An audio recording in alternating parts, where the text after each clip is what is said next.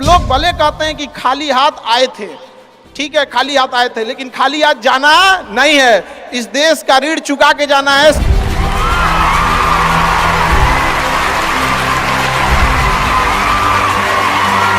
हमेशा याद रखिएगा, अकल बादाम खाने से नहीं ठोकर खाने से आती है।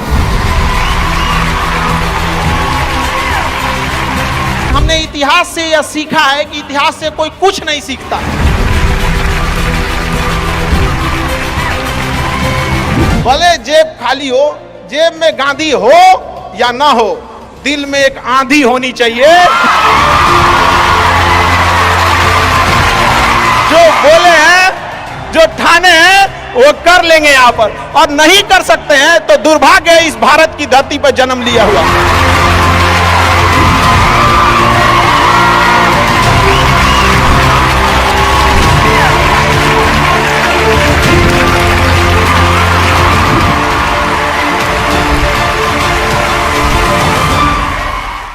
भारत में एंटरप्रेन्योर इतने बड़े संख्या में आ रहे हैं और काफी खुशी हुई इस चीज को देखकर कि भारत चेंजिंग की ओर जा रहा है अब अपने ओर।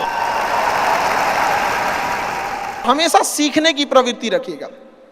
और आज के टाइम पे बाप रे, एक बहुत बड़ी समस्या ना कि दूसरे से प्रति जलन जरतुआही समझते हैं हम लोग, बिहार का ठेठ भाषा है। पता नहीं आप लोग समझते हैं कि नहीं। मतलब कौन कितना खुश है, मतलब उसका पड़ोसी जितना दुखी है वो उतना खुश है। ये सब चीजों से थोड़ा आज के समय में अपने आप को थोड़ा बचा के रखने की कोशिश कीजिएगा लोग, क्योंकि किसी के जलन वगैरह से नहीं होता। अक्सर देखिएगा ना, चूंकि ये एंटरप्रेन्योर है, बिजनेस का चीज है, तो एक छोटा सा देखिएगा ना, गांव में किसी के पास समोसा का दुकान चल जाता है तो उसके बगल में एक और समोसे खोल देता है। अरे आप बहुत सारी चीजें हो सकती हैं। आप डिसीजन आप कभी भी किसी और के मर्जी से इन्फ्लुएंस होके लीजिएगा, वो कभी डिसीजन सही नहीं होगा। डिसीजन आपका अपना होना चाहिए, आप क्या कर सकते हैं। और ये जिस दिन आप पहचान गए, उस दिन समझिए आधा काम आप अपने से कर दिए यहाँ पर। और वो सबके अंदर कुछ ना कुछ है, ऐसा नहीं है कि ऊपर वाला आपको खाली हाथ भेजा, सबके अंदर कुछ ना कुछ है। और ये लोग भले कहते हैं कि खाली हाथ आए थे, ठीक है खाली हाथ आए थे, लेकिन खाली हाथ जाना नहीं है। इस देश का ऋण चुका के जाना है, समाज को कुछ दे के जाना है, एक अच्छे सिद्धांत, अच्छे कर्म को दे के जाना है। क्या कोई कह सकता है कि अब्दुल कलाम खाली हाथ गए थे? नहीं खाली हाथ गए थे। विवेकानंद खाली हाथ गए थे? अंबेडकर साहब खाली हाथ गए? नहीं गए। तो इस देश में हम खाली हाथ जरूर आए थे, लेकिन इस देश का कर्ज उतारना है, खाली हाथ लौटना नहीं है। कुछ ऐसे सिद्धांत अपने साथ है, कुछ अपने पीछे कुछ यादें छोड़ के जाना है, जिससे कि दुनिया याद कर सके हम लोग को। और हमेशा चीजों में ना अपनी ईमानदारी करिएगा। आप कितना ईमानदारी से काम करते हैं, कितना लगन से काम करते हैं, सफलता इसी चीज पे डिपेंड करती है। बाकी ऐसे चीजें कि भाई ये करना चाहिए, बस आप कितना समय दिए हैं किसी चीज को, कितनी ईमानदारी से किए हैं, ये मायने रखता है आपको। आप किसी चीज को समय नहीं दीजिएगा, कभी सफल नहीं हो सकते हैं। और एंटरप्रेन्योर और बिजनेस, इस सब के चीज़ों में एक चीज़ बहुत बड़ी डिलेमा होती है ना, कि सोचते बड़ी ज़्यादा हैं लोग, प्लानिंग बहुत करते हैं। 6 महीना से उसका प्लानिंग चल रहा है। अरे भाई 6 महीना में कमवा शुरू किए रहते तो कुछ एक्सपीरियंस हो गया रहता, कुछ ठोकरें लगी होती। शुरू कर दो, चाहे जैसे करना है। यहाँ पर ऐसा थोड़ी हो सकता है कि एकदम फिनिश होकर काम करे। हर चीज़, जमीन से कभी पेड़ नहीं निकल सकता, पौधा ही निकलेगा। आज सीखिए, क्योंकि अगर कल कोई शुरू करता है आपके बाद, तो आपके पास उससे एक दिन का एक्स्ट्रा एक्सपीरियंस रहेगा। और हमेशा याद रखिएगा, अकल बादाम खाने से नहीं ठोकर खाने से आती है। जितना ज्यादा आप ठोकर खाएंगे, उतने ज्यादा अकल आने वाली है।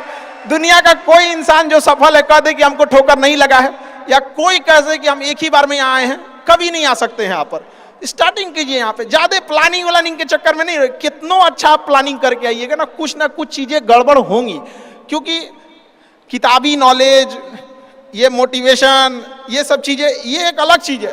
धरातल पे उतर के जाइएगा ना तो अलग चीज है यहाँ पर। और कभी बिहार में आके दिखेगा तो एकदम में अलग मिलेगा। तो कितना ठोकर लगा है ये बहुत मायने रखता है, क्योंकि ठोकर नहीं लगेगा ना, जिस पत्थर पे चोट नहीं पड़ती वो कभी मूर्त नहीं बनता है। तो इसलिए जितना आपको चोट लग रहा है, तो ये आपके लिए अच्छी बात है, क्योंकि बड़े बड़े लोगों की जिंदगी में मुसीबत आती है, वो मुसीबत ही आती है बड़े जिन लोगों के लिए, क्योंकि फिल्म में जो सबसे टफ रोल होता है ना, वो बढ़िया हीरो के कंधे पे दिया जाता है। तो ये पृथ्वी पे भी ना ऊपर वाले को पता है कि ये बढ़िया हीरो है, इसको थोड़ा सा हम रोल देते हैं बढ़िया। तो बड़ी जिम्मेदारी देने से पहले ऊपर वाला भी ना आपको टेस्ट करता है, टेस्ट करके ही देखेगा कि नहीं करेगा। हम लोग छोटा सा कोई सामान खरीदते हैं तो उसको ठोक बजा के चेक करते हैं कि सह लेगा कि नहीं सह लेगा। एक छोटा सा बर्तन कोई खरीदने जाता है तो पटक के दिखाता है, देखिए मजबूत है। तो ऊपर वाला भी जब आपको बहुत बड़ा जिम्मेदारी देने वाला होता है ना, तो पहले सोचता है कि इसका थोड़ा सा टेस्ट कर ले। बहुत लोग टेस्टे में भाग जाते हैं, ए भगवान हमरा काहे लिए तुम मुसीबत लाया। यार जब ऊपर वाला तुमको खुशी दिया था तो थैंक यू कहना भूल गए थे, और जब मुसीबत दिया चेक करने के लिए तो परेशान हो गए। यहाँ पर इस चीज़ों से घबराना नहीं चाहिए किसी को। जिसके जिसके जीवन में कठिनाई आ रही है, आप समझिए कि आप एक सही रास्ते पे जा रहे हैं, क्योंकि वही रास्ता सफलता का है। और अगर आपके जीवन में कठिनाई नहीं आ रही है, आप गलत रास्ते पे हैं, क्योंकि सफलता का रास्ता बहुत कठिन होता है। और अभी डिजिटल इंडिया है, सबके हाथ में मोबाइल हो गया है। एक चीज अगर आप बहुत आगे बढ़ेंगे ना, तो एक प्रॉब्लम फेस करेंगे। बिना मतलब लोग आपके ऊपर उंगलियां उठाने लगेंगे, बिना मतलब, जिनको कोई मतलब नहीं। आप देखिएगा तो मतलब अजीब लगेगा। इस सब चीज़ों से कभी मत घबराइएगा। ये कॉस्ट होगी, आपको चुकानी पड़ेगी जब आप बहुत आगे जाएंगे। तो आप लोग बहुत आगे जाएंगे तो पहले से माइंड में कब करके रखिएगा, कुछ लोग होंगे जो बिना मतलब आपसे सवाल पूछेंगे। इन लोग को कभी इंटरटेन मत कीजिएगा, क्योंकि अब भाषा थोड़ी हार्ड हो जाएगी, लेकिन एक हार्ड हो जाएगा तो हो जाएगा।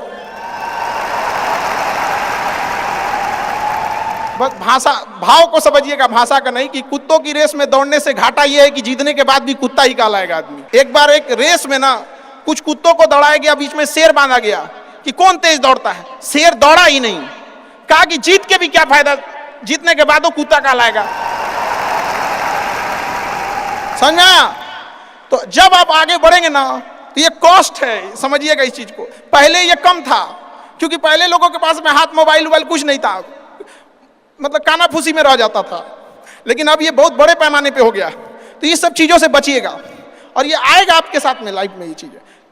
जैसे हम आपको छोटा सा मतलब व्यवहारिक चीज़ पे बताते हैं। जब बहुत आगे जाएंगे ना, तो कुछ कहेंगे अरे इसका प्रोडक्ट खराब है, इसका ये चीज़, मतलब कुछ ना कुछ बोलेंगे। उसको बस ऐसे समझिएगा कि जब आप बढ़ते हैं तो आपके चेहरे पे कभी कभी कुछ दाने निकल जाते हैं, उसको छेड़ा नहीं जाता है। 10 दिन 15 दिन बाद वो खत्म हो जाता है, फिर दिखता तो है तो आपका चेहरा ही दिखता है। और ज्यादा खखोरेंगे ना तो उधर के बर्बाद कर देगा आपको। हम निकला है, छोड़ दीजिएगा उसको। एक समय आएगा जब आप ही जाने जाएंगे। यहाँ लोग किस चीज पे नहीं उंगलियां उठा देते हैं, भगवान को उंगलियां उठा दिए लोग। अग्नि परीक्षा भगवान को देना पड़ा, हम लोग की क्या औकात है जी यहाँ पर। इसलिए भैया इस सब चक्कर में नहीं पड़िएगा आप। जो है वो एकदम परफेक्ट है, चाहे जैसे भी हो। गलतियां सबसे होंगी, जो गलती करिएगा उसको एक्सेप्ट कर लीजिएगा। हाँ हमारे पास ऐसे गलती हो गई, नेक्स्ट टाइम से हम सुधारेंगे, बट कोशिश कीजिएगा गलतियां ना हो। लेकिन सबके जवाब देने की कोशिश मत कीजिएगा। आप इंसान है, कोई डिटर्जेंट नहीं है कि सफाई करते चलते हैं आप। और काबिल इतना बनिए ना कि लोग आपको रोकने के लिए ना साजिश करना पड़े, कोशिश नहीं। उस लेवल पे जाइए। आपको यार ये कैसे आगे निकल गए यहाँ पर। आएंगी चीजों को हम लोग भी फेस किए हैं, आप लोग भी फेस करना होंगे। यहाँ पे शुरुआत में सबको कॉस्ट चुकानी पड़ती है। और ना लोग कहते हैं कि सबके अंदर कोई यूनिक क्वालिटी होती है। इसको पहचानने का एक तरीका होता है। जब आप मुसीबत में फंसेंगे ना, तो वही काम कीजिएगा जो आपको सबसे अच्छा आता है, सबसे अच्छा आता है। आप मुसीबत में फंसेंगे। हम लोग जब इंटर पास किए थे तो हम लोग के सामने भी फाइनेंशियल क्राइसिस आया था। सबसे पहले वेल्डिंग मारना चालू किया था आदमी की, बिना किसी काम का किसी दुकान पे बैठ के वेल्डिंग मारते रहो। अरे सही भी मारते थे तो 4 गो चीज सुना देता था। यार ऐसे नहीं, ऐसे होता है, क्या बात करते हैं। बढ़िया मारते थे और वही सुन लेता था आदमी यहाँ पे। फिर धीरे धीरे किसी को पढ़ाना धीरे धीरे चालू किया आदमी। कुछ दोस्तों ने कहा कि भाई तुम पढ़ाओ, ठीक पढ़ाता है, तो आदमी उधर चला गया। तो आपको भी पता है कि आप किस चीज में अच्छे हैं। तो धीरे धीरे अपने आप के अंदर वो पहचानिए, उसको सुधारने की कोशिश कीजिए और इधर उधर ज्यादा ध्यान नहीं दीजिए। मुसीबत आए तो अपने आप को एक बार थपथपाइएगा कि हाँ आप उस इलीट क्लास में हैं जिसके सामने मुसीबत आई है। और एक समय आएगा कि जब आप इस मुसीबत को पार कर जाएंगे, और एक समय आएगा कि जब यहाँ आके आप अभी अपनी संघर्ष की कहानी बताएंगे कि हम भी ऐसा थे। और हम आप सबसे यही उम्मीद करते हैं कि भगवान से भी हाथ जोड़ के यही दुआ मांगते हैं कि जितने लोग हैं देश के, सबको एक दिन अपनी कहानी सुनानी पड़े, क्योंकि यह देश वीरों की धरती है, वीरांगनाओं की धरती है। यहाँ पर हर बच्चा यहाँ का फौलाद है अपने आप में। यहाँ पर तो ये वक्त है अब ऋण चुकाने का।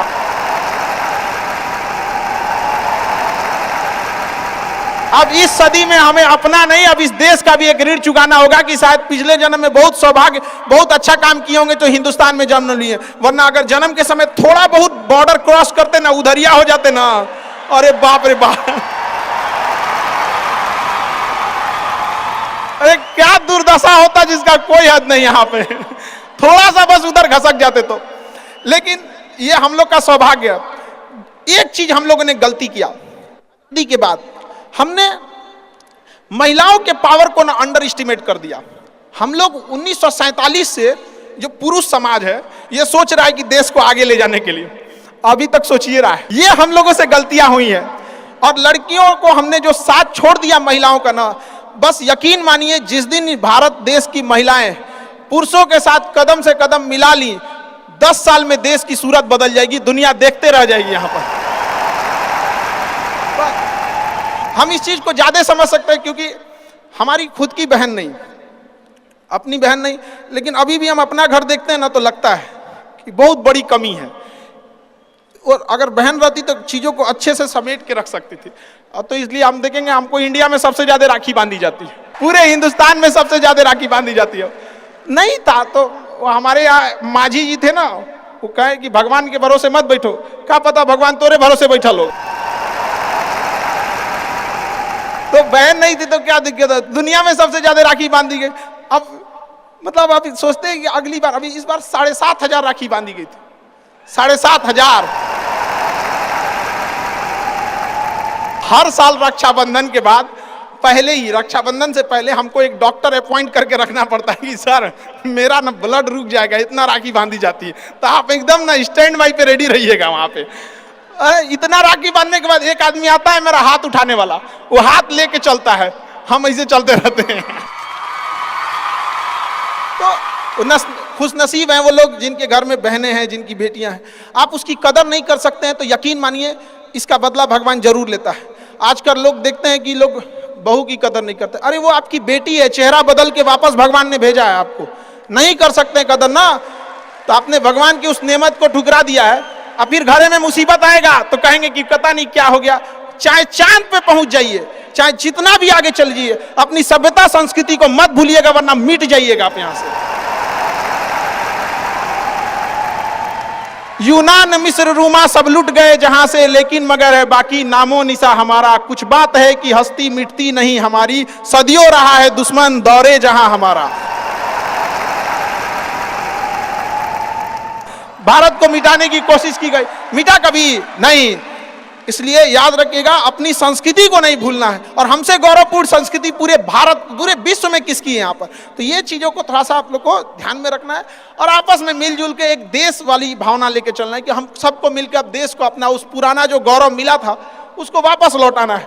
और आप लोग आगे बढ़ेंगे, युवाओं में है, आप जिधर युवा चलते हैं उधर ही सब कुछ चल देता है। यहाँ पर तलवारों के साए पर इतिहास हमारा बनता है, जिस ओर जवानी चलती है उस ओर जमाना चलता है। आप युवा लोग हैं, आपको किसी कौन रोक सकता है यहाँ पे। मैं दरिया हूं, अपना हुनर जानता हूं, जिधर से भी गुजरूंगा अपना रास्ता बना लूंगा। तो युवाओं में यही तो एक है, भले जेब खाली हो, जेब में गांधी हो या ना हो, दिल में एक आंधी होनी चाहिए कि जो बोले हैं, जो ठाने हैं वो कर लेंगे यहाँ पर। और नहीं कर सकते हैं तो दुर्भाग्य है इस भारत की धरती पर जन्म लिया हुआ, ये व्यर्थ हो जाएगा यहाँ पर। तो एक कहानी लिखना है जो आगे जाके सबको सुनाना है। और हर उस घर में 2 किलो अलग से मिठाई जाएगी जिस घर से आवाज आई थी कि इससे नहीं हो सकता है, अलग से एकदम ले भैया ये तेरे लिए स्पेशल है। यहाँ पर एकदम तारीफ करने वालों की कमी हो जाए, जलने वालों की कमी नहीं होना चाहिए। एकदम मिसाल बनिए। आप सब लोग को, हमारा आप सब लोग को ढेर सारा शुभकामनाएं, दुआएं। आपके ठोकरें आएंगी, लगेंगी ठोकरें, उसी को ठोकर लगती है ना जो चलता है, जो सुतल है बेड पे, ओकरा कौंची का ठोकर लगने वाला है। और ठोकर नहीं लगेगी तो नहीं आगे बढ़ सकते हैं। कामचोरों से तो इंडिया परेशान है, जो कुछ नहीं करता वो भी संडे को आराम करता है। अरे तोरे लिए कोची का संडे यार, काम बस ईमानदारी से कीजिए। हम लॉकडाउन का एक छोटा सा एग्जांपल देते हैं। हमारे यहाँ एक लेबर था, जो नहीं काम करते हैं लेबर लोग, उनकी बहुत दुर्दशा हो गई लॉकडाउन में। रियल में एक्चुअली उनके साथ प्रॉब्लम क्या है ना, they don't have backup money. वो डेली कमाने वाले हैं, डेली खाने वाले हैं। उनका अगर 10 दिन का दिहाड़ी बंद हो गया ना तो उनके लिए बहुत दिक्कत आ जाती है। और लॉकडाउन में बेचारों के साथ क्या हो गया, आप इतनी पॉपुलेशन है, गवर्नमेंट भी कितना को देख सकती है, एक लिमिटेशन है वहां पर, तो उसके साथ बहुत दिक्कत आ गया। तो हमसे बेचारे, हम भी लॉकडाउन में खाली बैठे थे, तो हमसे बोले कि देखिए एक तो काम नहीं मिलता है, मिलता है तो हम लोग को महीना में 20 दिन मिलेगा, 22 दिन मिलेगा, हम लोग के पास बैकअप नहीं होता है। तो उसको हमने एक छोटा सा बात बोला कि भाई देखो, एक काम बस मेरा 1 महीना करके देखना, नहीं अच्छा लगे तो छोड़ देना। काम पे जाते कितने हो, तो बताया कि 8 बजे जाते हैं। अलग अलग शहर में वो काम करने वाले मजदूर जो आते हैं, मिस्त्री, उनका टाइमिंग अलग अलग हो सकता है। हमारे यहाँ 8 बजे आते हैं लोग, और फिर दोपहर में लंच करते हैं, शाम में 4-5 बजे 5 बजे चले जाते हैं। तो कहे 8 बजे के काम में आप कितने बजे जाते हो? कहा कि सर वही पहुँचते पहुँचते 7:15 हो जाता है, खैनी उनी बनाते बनाते चाय पीते 8:30 हो जाता है। हम कहे एक बात बताओ, ये आधा घंटा तुम किस में काटे? तो कहा कि जहां काम करने गए ना उनके में से। हम कहे नहीं, यही इस गड़बड़ है। आप अपनी जिम्मेदारी में से आधा घंटा काट लिए थे, आप वहां 15 मिनट पहले पहुंच के देखो।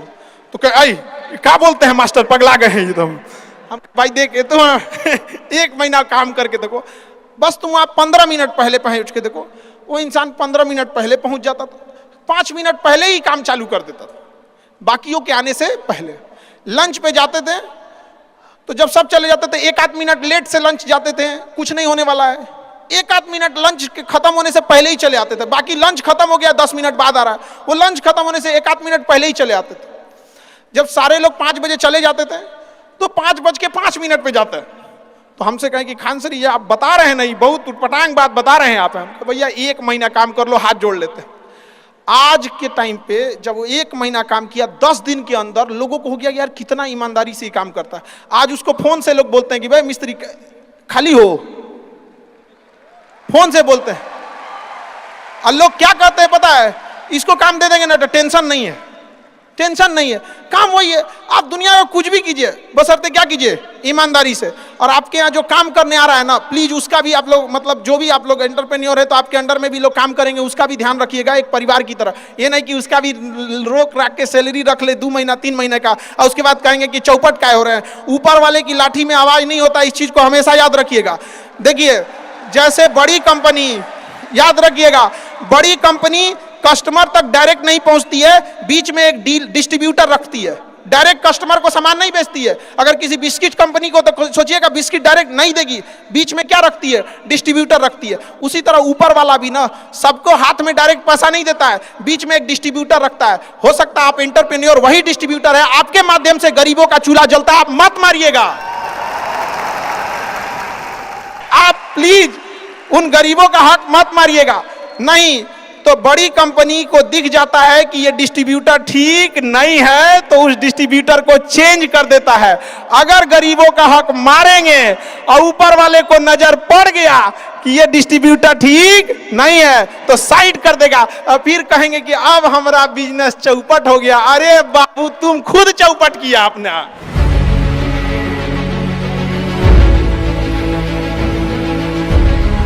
दो तरह के सवालों का जवाब आपको इस वीडियो में मिलेगा, एक इंस्पिरेशन और मोटिवेशन, क्योंकि खान सर आ रहे हैं, आपके हर सवाल की बॉल पे मारेंगे 6, आपकी कंफ्यूजन को कर देंगे एकदम फिक्स। खान सर आपको अमेजिंग सवाल जवाब में चर्चा करेंगे। एक और मैं आपको फ्री में जबरदस्त आइडिया दे रहा हूं, अगर आपके बिजनेस पे कोई सवाल है और उसका कोई जवाब नहीं मिल पाया, चाहे वो कैश फ्लो का है, मैन पावर का है, बिजनेस में जे कर्व लाने का है, नया कस्टमर लेकर के आने का है, कंपटीशन को बीट कर देने का है, नई टेरिटरी, नया मार्केट, नया रिटेल आउटलेट, नया डिस्ट्रीब्यूशन नेटवर्क, मैं होलसेलर बनना चाहता हूं, मैन्युफैक्चरर बनना चाहता हूं, मैं एक्सपोर्ट करना, इंपोर्ट करना, ना ई कॉमर्स पर जाऊंगा, मेरे पास मैन पावर नहीं आती, टिकती नहीं, अरे पेमेंट की दिक्कत आ रही है, अरे पीछे पैसा फंस गया, मुझको लोन कैसे मिले, कितनी तरह की समस्याएं। इस पर से कोई सवाल है आपका? तो मैं उसका फ्री में आंसर दूंगा। आपकी कंफ्यूजन सोल्यूशन मेरा, हिंड्रेंस आपकी, गाइडेंस मेरी, रियल टाइम दूंगा आप ही की भाषा में। हिंदी में पूछ लो, इंग्लिश में पूछ लो, गुजराती में पूछ लो। Ask doctor Vivek Bindra, hashtag ask doctor Vivek Bindra. इस वीडियो को शेयर करिएगा खान सर के और हैशटैग यूज करिए आस्क डॉक्टर विवेक बिंद्रा। कोई संकोच नहीं, मेरे संग कोच है। आपको क्या बोलना है? आपको कोई संकोच नहीं, आपके संग कोच है। कोच कौन? डॉक्टर विवेक बिंद्रा। तो आपको एक लिंक दे रहा हूं, उस लिंक पे जाना है और जाकर के जो भी बिजनेस का सवाल है मुझसे पूछना है, पैसे नहीं लगेंगे। 5 सवालों के उत्तर तो फ्री दूंगा, उसके बाद आपका मन करे तो आप आगे हमारा कोई प्रोग्राम ज्वाइन कर सकते हैं। मैं आपका 24 घंटे 7 दिन का कोच हूं।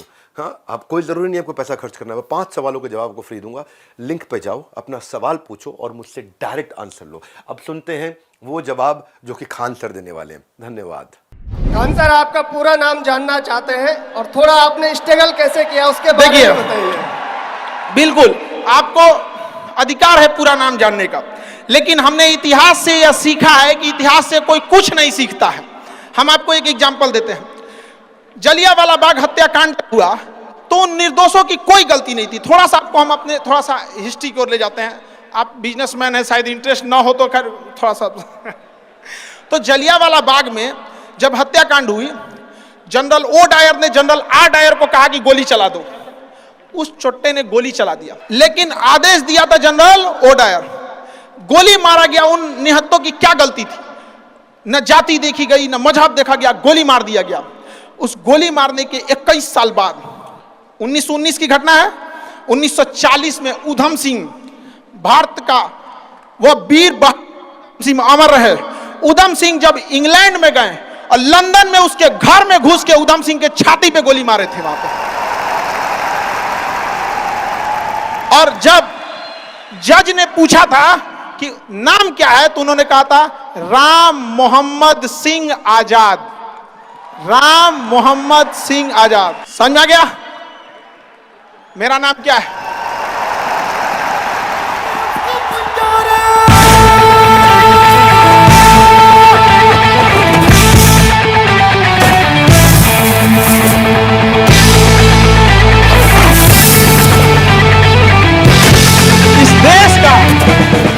इस देश का इतना गौरवपूर्ण इतिहास अगर हम भूलेंगे तो इतिहास माफ नहीं करेगा। और उन शहीदों के लिए यह एक शर्म की बात हो जाएगी। उनकी आत्मा को उस दिन गर्व महसूस होगा जब हम सब अपनी जाति, धर्म, मजहब छोड़कर एक हिंदुस्तानी कहलाएंगे। यहां पर जब हम गुलाम थे तो हिंदुस्तानी थे। आजादी ने हमें हिंदू मुसलमान बना दिया। यहां पर आज भी अगर आप कहते हैं कि मेरा नाम क्या है, तो सुनिए आपको जवाब, मेरा नाम क्या है? I am Indian.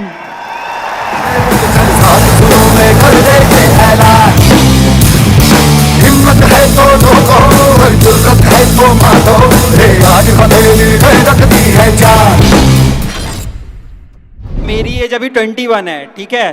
तो मैंने अभी रिसेंटली कॉर्पोरेट लाइफ में एंटर किया है। तो मैंने चाणक्य नीति पढ़ी थी।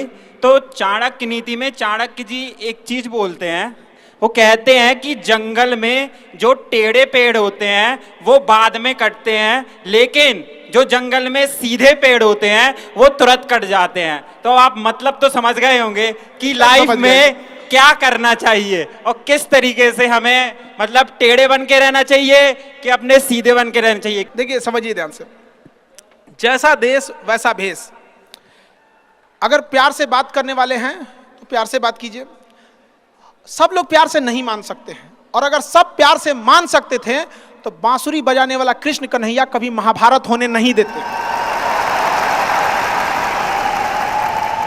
लेकिन एक चीज हमेशा याद रखिएगा, अगर आप किसी से अकड़ जाते हैं, अगर आप किसी से अकड़ जाते हैं, रूडली बात कर लेते हैं, तो फिर प्यार से बात करने का ऑप्शन हमेशा के लिए खत्म हो जाता है। हमेशा के लिए खत्म हो जाएगा। फिर आप उसे प्यार से नहीं समझा सकते। लेकिन अगर आप उसे शुरुआत में प्यार से डील करते हैं तो अकड़ने का ऑप्शन तो लास्ट तक रहता है। तो ये शुरुआती ऑप्शन गड़बड़ नहीं कीजिएगा। और मिजाज में कुछ सख्ती भी जरूरी है, वरना लोग पी जाते अगर समंदर खारा ना होता। अपने आप को इतना भी सस्ता मत कीजिएगा कि 2 कौड़ी का इंसान खेल के चला जाए, ठीक है। तो आपका एटीट्यूड डिपेंड करना चाहिए सामने कौन है, एक जैसा नहीं। हाँ, अतिथि देवो भव है, इसी चक्कर में अंग्रेज धो के चल गए हम लोग।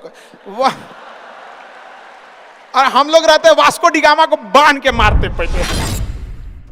मैं 3 विद्यालय का संचालन कर रहा हूं और वर्तमान में कानपुर देहात में सबसे टॉप में विद्यालय है। मैं चाहता हूं कि उस संस्था को प्रदेश और देश लेवल पर ले जाऊं, तो क्या उसके लिए सुझाव चाहता हूं आपसे। सर थोड़ा सा एक चीज करिएगा, आप संस्था को टॉप या संस्था को बेहतर से बेहतर आप एक कोशिश कीजिएगा कि संस्था में पढ़ रहे वाले बच्चों को टॉप करा दे।